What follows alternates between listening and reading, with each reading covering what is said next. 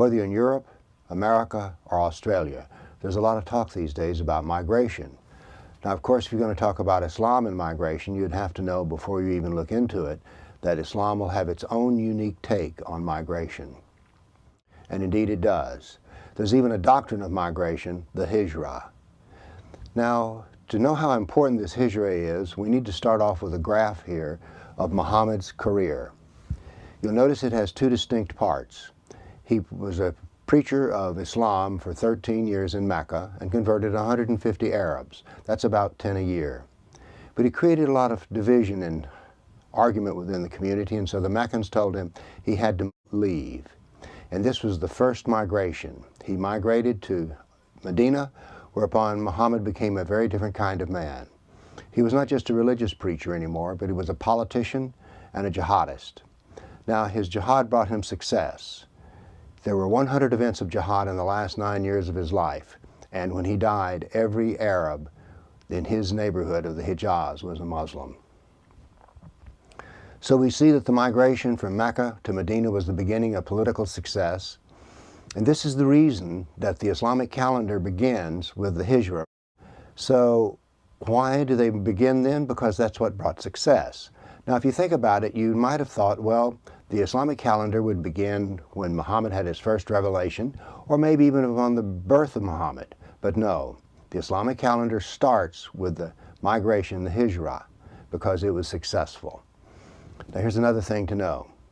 This was done by Muhammad, so therefore it is the Sunnah, S-U-N-N-A, it is the perfect pattern of the perfect life. So therefore other Muslims are called upon to migrate as well. Why? For the growth of Islam. In order to see how the Hijra works after Muhammad died, I put together a battle map that included 548 battles. Now then, I'm going to not just list off to you the 548 battles, but I created a concept which I call a dynamic battle map. It's in 20-year pulses, and the new battles are in white, as you can see in this slide. When they become history, they've changed to red. Now let's watch it unfold. Immediately after Muhammad's death, Islam exploded out of the Arabian Peninsula into the rest of the Middle East. They quickly spread, taking North Africa and all of the Middle East, and began to spread even into Persia. Now, when you think of Islam, you probably think of deserts, particularly Muhammad, but we can see here that Islam created a naval force and was able to project power across the Mediterranean. Immediately, they started attacking Spain, and you can see their success not only in Spain, but pressing into the areas of the East where Zoroastrianism, Buddhism, and Hinduism were. Now, with these battles, we have slave taking. As a matter of fact, there's going to be 1 million slaves taken out of the Christian world and Europe in order to be put into the hands of the Caliph. He had a standing work order that virgin Christian blondes were to be taken from Spain each year to be delivered to Baghdad. You can see also that they've started attacking immediately the Byzantine Empire, which is what we call Turkey today. They will get as far up into Europe as the gates of Vienna. And of course, there's constant war in the Balkans. Now, as you can see now, they've been driven out of Spain. You know, they say the Spanish occupation by Islam was a golden age, but why would the Spaniards fight for 700 years and over 200 battles if it was such a golden year they wanted to take care of? Now then, Islam has spread into Eastern Europe, and notice how much of Africa it's taken. We're now in the phase where there's little white dots which represent battles that were fought by the U.S. Navy in their 7 frigates. This is where the phrase "from the halls of Montezuma to the shores of Tripoli" took place in the Marine Battle Hymn. And there we have it. This was the second jihad. Now we have to ask a question: what happens after Islam enters a civilization? Because after all, this is not the first time that we've had expansion of a military power. I've got a graph for you to read which consists of 2 parts. The blue line is the rise of Islam, and the yellow line is the fall of Christianity. This is in Turkey, and this is how Islam grew. Notice that it took centuries, but also notice something else. In the end, Christianity is annihilated, and Islam becomes 100%. This is what I call the law of Islamic saturation. Let's break this apart. This is the same graph except we're just looking at Islam. And you can see that in the end it becomes 100% Islamic, and that's what I call saturation. Now in the very beginning of Islam's invasion, the Sharia is introduced. And believe it or not, the Sharia is being introduced into both Europe and America today. Here's what happens to the annihilation of the native civilization. You can see that there's struggle, but in the end, the native civilization collapses. Now, annihilation is the pattern, annihilation of the native civilization. We see this in Turkey, North Africa, Egypt, Iraq, Syria. These all used to be Christian. Afghanistan used to be Buddhist. Pakistan used to be Hindu. Malaysia used to be Hindu. They are all Islamic now. Why is this? Well, because of the doctrine of Islam. Now we're going to have to take a sidebar here off and to explain what the doctrine of Islam is in order to explain the annihilation effect. An objective study of Islam is based upon the Quran and Muhammad, because the Quran tells us in 91 verses that every Muslim is to obey, not obey, but to follow the pattern, the Sunnah of Muhammad. And where do we find this? We find it in his Sirah, the biography, and the Hadith, his traditions. Let's talk a wee bit about the Quran. There are two Qurans, and do not go down to the bookstore and say you want either the Meccan Quran or the Medinan Quran, because they're all sold in the same cover. It's just that out of the different chapters, some are written in Mecca, some are written in Medina. The reason to know this is that we're going to discover that these are two very, very different books. Here's how different they are. We have in the Meccan Quran, you have your religion and I have mine. Another verse is, let there be no compulsion in religion. That sounds good. But there are other verses which come later. From Medina, I shall cast terror into the hearts of the Kafirs, strike off their heads, strike off the very tips of their fingers. Now we can see my three copies of the books, Hadith, Sirah, and Quran. Now when you're looking at these, one of the things for you to notice is, you know, the Quran looks kind of small in comparison to the other two books. Now I want to emphasize a point here. On the one side, we have the Quran, the Sirah, the Hadith. These are three texts, or three books. In the other, we have a picture of a woman in a full Islamic garb. Now then, here is my point. I do not discuss Muslims. I only discuss these three books. The three books is what I talk about. I don't talk about Muslims. And by the way, I have some advice for you. Do the same. The only Muslim you want to talk about is Muhammad. Let's make a little pie chart of this. Now let's see how these three books are in terms of size. The Quran looks small, and indeed it is small in comparison to Muhammad. The Quran is only 14% of the total textual doctrine. So this means we have this much Muhammad and this much Allah. That is, it's more important to study Muhammad than it is to study Allah. Now this is a piece of good news, because the Quran is famous for being difficult to read. And yet here we have a way to easily learn Islam, to study Muhammad. Now then, we have a way to define Islam. And if you think about it, probably no one has ever actually defined Islam. It's one of those words that everybody bandies about, and yet no one really knows the actual definition. Or they think, well, Islam is what's found in the Quran. But we've already seen that there's not enough in the Quran to practice Islam. So Islam is Allah and Muhammad. Or, said another way, Islam is found in the Quran, the Sirah, and the Hadith. It is a doctrine. Now then, is a doctrine. It's very confusing because we seem to have two different Islams, and indeed there are two different Islams. Islam is dualistic. Why do we have peaceful Muslims and why do we have jihadists?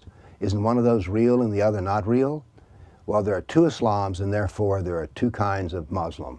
But let's look a little further into this two Islam business. Here we have something we've seen before, an early Quran, you have your religion and I have mine. A latter Quran, I shall cast terror into the hearts of the Kafirs, strike off their heads, strike off the very tips of their fingers. Now then, let's look at something else that's rather odd about the Islamic doctrine. Here we see in Mecca there is no jihad, and in Medina there's 24% of it is jihad. The Sirah is 64% about jihad, the Hadith 21%. So the trilogy, Quran, Sirah, Hadith, nearly a third of it is devoted to the doctrine of jihad. And this jihad is a doctrine. But is Islam about jihad? Yes. Is Islam about peace? Yes. Because we have two different Qurans. Then we have Jew hatred in the trilogy. The trilogy remembers Quran, Sirah, Hadith. In Mecca, there's almost no Jew hatred, a little bit, but towards the end. In the Medinan Quran, however, 17% of it is devoted to Jew hatred. That's a lot. The Hadith has nearly 9%, and the Sirah has 12%. This gives a total trilogy content of Jew hatred of over 9%. Now we need to contrast this with Mein Kampf, which has only 7% of its paragraphs devoted to the idea of jihad. Now let's go explore the dualism further, because we now have two Muhammads. We have the preacher Muhammad, a religious man, and then we have the politician Muhammad, who is a jihadist. So there are two different Muhammads. Let's summarize this. We have dualism. Is the Quran about Jew hatred? Yes. Is the Quran about loving the Jews? Yes, it is. But wait a minute, those two contrast with each other. Which one's real? The answer is yes. Then we have the textual of devotion to jihad. In Mecca, there is no jihad. In Medina, there's a lot of jihad. So which is real, the peace or the jihad? The answer is yes. The two different Muhammads. Well, is Muhammad the preacher real, or is Muhammad the jihadist real? Both. So we see here that we have two contrasting doctrines. We have two careers here. We have a jihadist career and a peaceful religion career. Which one is real? There are always two possible modes of behavior for Islam. You can have nice or you can have an oppressor. This is because of the difference in the Quran, and this is because of the difference in the Hadith and the Sirah. That is, we have two possible modes of behavior. And so therefore, answering the question, well, which one's the real one? Isn't one an extremist and the other moderate? Isn't the extreme false and the moderate real? No, they're both equally real. Now then, let's go back to our chart, because we're now ready to understand, why does Islam always in the end dominate? Let's look at this law of Islamic saturation. If it always happens, then it belongs in Islamic doctrine. Let's see how the doctrine of Islam dictates that saturation, that is, one day a nation, once it's invaded by Islam, will become 100% Muslim unless it is driven out. Here's how the doctrine causes the saturation effect. From the Quran, 2:193. Fight them, the Kafirs, until there is no more discord and the religion of Islam reigns absolute. But if they submit, then fight those who do wrong. Well, what does this say? The fight, the jihad, is to go on until there is no more discord and the religion of Islam reigns absolute. Well, can you see how that would drive towards saturation? Now here's a hadith from Muslim, who was one of the big collectors. Muhammad, I have been ordered to wage war against mankind until they accept there is no God but Allah and they believe I am his prophet. Well, when is the fighting to stop? After every single kafir basically submits to Islam. Here's another hadith from Bukhari. I have been directed to fight the kafirs until every one of them admits there is only one God, and that is Allah. Well, when is the fighting supposed to stop? When is the press on the kafir supposed to stop? Only until they have submitted to Islam.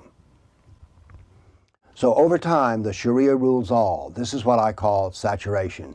The political doctrine demands saturation. History demonstrates saturation. And the only exception to saturation, that is until total dominance of Islam, has been in Central Europe and the Balkans and Spain, where Islam was driven out. So one of the differences about migration by Islam is that its intent is to overtake the political process of the host country. Islam cannot assimilate, Islam must dominate. Now this is a doctrine, let's examine it. Islam cannot truly assimilate because the Quran divides humanity into Muslim and Kafir. This is the great unusual nature of the Quran as a religious document, is there is no humanity as a whole. There's only the Kafir, whom Allah hates and encourages jihad against. And then we have the Muslim. So there is no unified vision of humanity within Islam. It's a tension of jihad that will remain between the kafir and the Muslim until the kafir is destroyed. Now then, here's the part about Islam that I dislike the most. There are 12 verses in the Quran which state that a Muslim is never the true friend of a kafir. Now think about that. If you have an immigrant wave coming to your country, and the principle is that the doctrine says they're never your true friend, now they can be friendly, and I hope you do understand the difference between friendly and friend. I recently bought a used car. When I stepped onto the car lot, I met a lot of very friendly people, but they were salesmen. They were being friendly because that's the best way to do business, but they're not my friend. Let's get over that. Now let's look further about this lack of assimilation. Quran 3:28. Believers should not take kafirs as friends in preference to other believers. In other words, a Muslim can be friendly with a kafir, but when it comes down to the doing of favors and being a true friend, they're the true friend of the Muslim, not the kafir. Here we have another hadith from Dawood. Whoever collegiates or aggregates with the kafirs and lives with them, he is one of them. Well, does this help in assimilation or does it go against assimilation? Well, it goes against assimilation, of course. Now, let's talk about the kafir, because the kafir is of overwhelming importance in Islam. We see here a bar chart which lays out how much of a textual doctrine is devoted to the kafir. And what do we see? The most of the Quran, over half of it, is written about the kafir. Nearly 81% of it in the Sirah is about the kafir, giving us a total of the Hadith, the Quran, and the Sirah, the trilogy, of over 51% is devoted to the kafir. Now this is very unusual, a, quote, religious document that's concerned with others. But I say that the Quran is not primarily a religious document. I'm now going to define another term, political Islam. It's the doctrine that deals with the kafir. Remember this, Islam is more about politics than religion. A little sidebar here. Well, if it's about politics, why is it that we're never supposed to discuss it? Why is Islam the only political system in which you have to be a member of before your criticism or comments are considered valid? Because that's what happens with people such as myself. I'm told, well, you're not a Muslim, so you shouldn't talk about Islam. Hello? The Islamic doctrine is about me. You mean to tell me that I should not talk about something which is about myself? So political Islam is the important part of Islam to talk about, and it's the important part of migration. Now here's another reason for lack of assimilation. There is no golden rule in Islam. Now Muslims will tell you there's a golden rule, but if they do, ask them to show it to you. Instead, we find that a Muslim is a brother to another Muslim, and after all, if you can't be your friend, then how much of a golden rule is there? Now there's another way we can see the lack of a golden rule in Islam, and that is in Muhammad's career. He attacked every neighbor that he had and did so without provocation. Now one of the ways to say that the golden rule is be a good neighbor. Well, if you were Muhammad's neighbor, he was going to attack you. This is just further proof about the fact that there is no golden rule in Islam. Humanity is viewed as kafir and believer. Then we have Sharia. The kafir is subjugated under the Sharia. Under the Sharia, a kafir cannot testify against a Muslim in court. A Muslim is supposed to rule over the dhimmi, D-H-I-M-M-I. The dhimmi is a kafir who has agreed to live under the Sharia. So he won't be a citizen, he will be a subject. The dhimmi status is what wears down a society once Sharia is in place. Because imagine that you're a member of some nation and you can't testify in court. If your wife is raped, she can't call the police. You can't carry a weapon, you can only carry a knife. You can't even ride a horse, you have to ride a donkey. You have to wear special clothing. Your church, if you go to it, can't ring its bell so it can be heard. If the church needs a roof, you have to go to the Muslims to ask permission to do that. And your church cannot be higher than a mosque around it. So these are all rules of subjugation. But the worst part about being a dhimmi is that the Quran says the dhimmi is to be humiliated. So Islam does not assimilate because it has a doctrine of non-assimilation. It has different ethics. The kafirs are hated. Every Muslim has two natures, so you never really know who you're dealing with. Most Muslims are quite nice, but there is the doctrine of jihad that lurks within the corner of their heart. And Islam must dominate. As a matter of fact, what we find is that the word Islam means subjugation, means domination. So therefore, Muslims come to a country, a process of migration, with the ultimate goal of dominating it. The purpose of migration. Well, the Quran tells us what the purpose of migration is. Quran 8:74. Those believers who migrated and made jihad in the cause of Allah, and those who gave them asylum and help, they were the true believers. That is, those who migrated and made jihad are the real Muslims. They shall have forgiveness and honorable provisions. So the purpose of migration is to bring about the rule of the Sharia through jihad. Now let's look at migration in the Hadith. Migration cannot be ended as long as there is kufr, that is unbelief, or there are Muslims, or as long as there's an enemy who resists. Well, migration is not to be ended as long as there are kafirs. So the Muslims are to migrate to kafir countries and there begin the process of non-assimilation and domination. Sharia civilization. Migration establishes Sharia. Migration starts and establishes jihad. Now let's talk just a moment about the Sharia. The Sharia is based upon the Quran, the Sirah, and the Hadith. The Sharia is a manual for the Islamic civilization. Here's what the Sharia is. If you want to learn about how a Muslim should be married or divorced, you can look through the Quran, the Sirah, and the Hadith, but you're going to have to be digging information out of all three. Well, the Sharia codifies all the information about such things as wills, marriage, divorce, and other things such as how to pray. So the Sharia is built upon the Quran, the Sirah, and the Hadith. So Islamic migration, all of society must become Islamic. There is no assimilation or limited assimilation, and dualism means you can't have trust. If a man has two possible ways to interact with you, one which we would call virtuous and the other we call harmful, and they're both within his doctrine, how do you ever fully trust a man? Because he does not have integrity. Kafirs can be deceived. Well, how do you trust a man who can deceive you? And deception is an honorable part of Islam. So Hijra, Islamic migration, is based on jihad and the Sharia.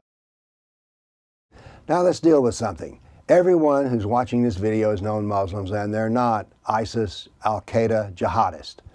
Or do you understand jihad? Well, you don't understand jihad in all probability. There's jihad of the sword, that's Al-Qaeda, Boko Haram, and Islamic State. Then we have the jihad of the pen, writing, jihad of speech, and jihad of money. Well, those can be used forms of jihad. Writing a letter to the editor denying that a person such as myself knows anything about Islam can be a form of jihad. Jihad does not mean holy war. It means effort. So a Muslim can make an effort by giving money. And indeed, a Muslim's support of a jihadist, according to the Quran, is the same as if he were a jihadist. Muslims are quite generous, by the way, in giving to forms of jihad such as lawfare, suing people such as me in order to keep us quiet or to make us spend our money in defense of false charges which will then be dropped before the trial. That's called lawfare. So jihad is not just with a sword.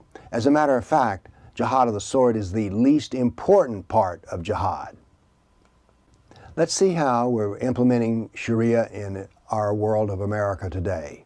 Well, here in Tennessee, our textbooks for the 7th graders are submitting to the will of Islam.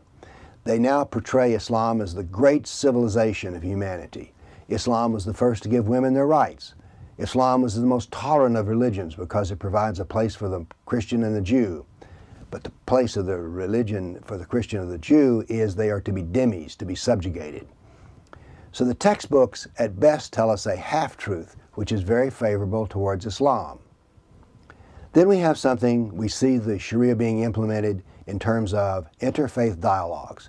Now, interfaith dialogue sounds like a great idea, and if they're done right, I would be all for them. But here's how the interfaith dialogue works. Here's an example from the early days.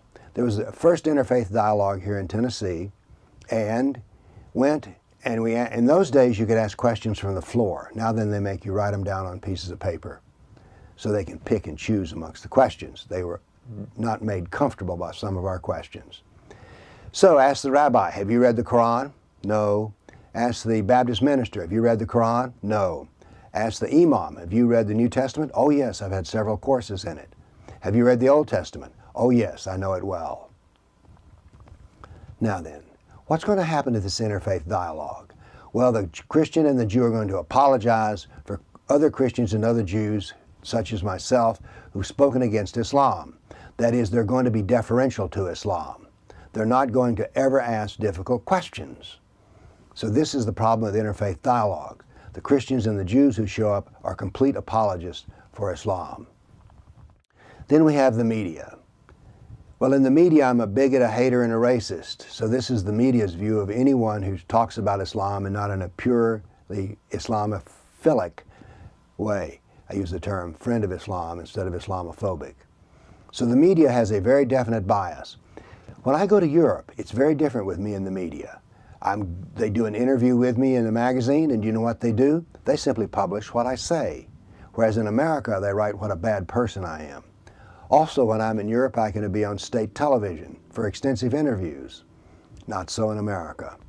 Then we come to me what is one of the saddest ways of Sharia, and that is in our universities. I recently was going to speak in North Carolina, and the president of a local community college said that I was unbalanced and that I should never be allowed to speak. You know, this is tragic. Let's say that I represent a political point of view that you don't like. Wouldn't it be better to have a debate than to say, no, shut him up? Because you see, the next step is going to be they will sue people like me for my house and my home. Then the next step after that is people such as myself will be criminalized. So the universities no longer provide a forum of debate.